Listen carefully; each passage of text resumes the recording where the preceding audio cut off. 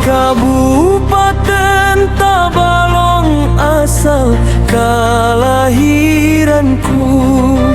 kota nang nyaman masyarakatnya ruhui rahayu.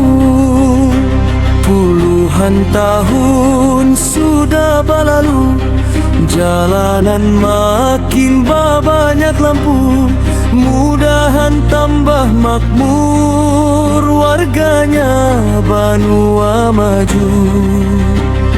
Mudahan tambah makmur, warganya Banua maju.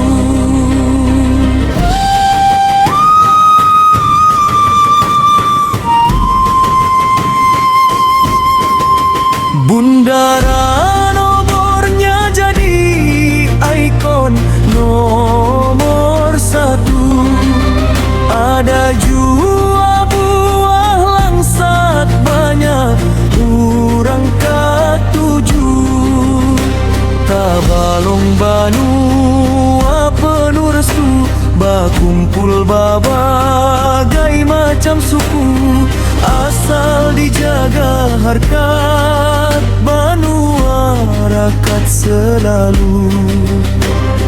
Asal dijaga harkat Banua rakat selalu.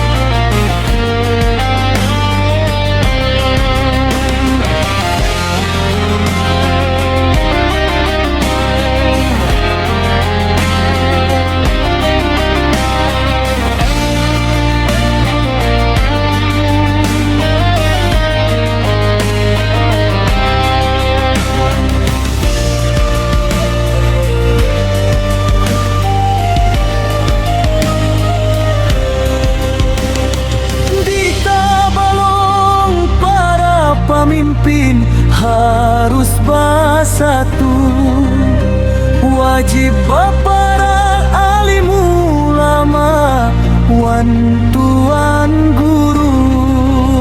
Saraba kawan niat nawaitu, kota agamis nang kita tuju.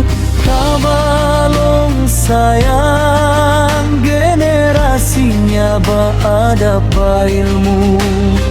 Tabalong sayang,